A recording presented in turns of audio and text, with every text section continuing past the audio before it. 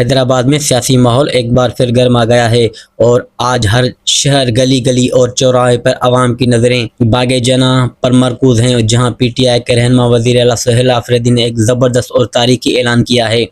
سہیل آفریدی نے واضح کیا کہ کل جناح باغ گراؤنڈ میں ہر صورت جلسہ کیا جائے گا، چاہے حکومت کتنی ہی رکاوٹیں کھڑی کرے۔ آج سندھ پر زرداری کا قبضہ ہے اور زرداری والی روح جاگ گئی ہے، لیکن عوام کی طاقت، پارٹی کارکنان کی لگن اور سندھ کے ہر کونے سے آنے والے حامیوں کا جوش و خروش کسی بھی رکاوٹ کے سامنے بے بس نہیں۔ وزیر اعلیٰ نے مزید کہا کہ سندھ کے عوام ہمیشہ سے عمران خان کے ساتھ ہیں اور رہیں گی، اور یہ جلسہ نہ صرف پی ٹی آئی کی مقبولیت بلکہ عوامی حمایت اور تبدیلی کی بے پناہ خواہش زبردست مظاہرہ ہوگا۔ انہوں نے حکومت کی سازشوں اور تالوں کو عوامی حوصلے کے سامنے ناکافی اور بے اثر قرار دیا۔ پارٹی کارکنان، نوجوان، خواتین، حامی جلسہ گاہ کی طرف رواں دواں ہیں اور شہر کی مرکزی شاہراہ آج جھنڈوں، بینرز اور نعروں سے رنگین ہو گئی ہیں۔ سوشل میڈیا پر بھی اس تاریخ کی استقبال کی تصاویر اور ویڈیوز تیزی سے وائرل ہو رہی ہیں، جس سے صاف ظاہر ہوتا ہے کہ پی ٹی آئی کے رہنما شہر کے دلوں میں اپنی مضبوط جڑیں رکھ چکے ہیں۔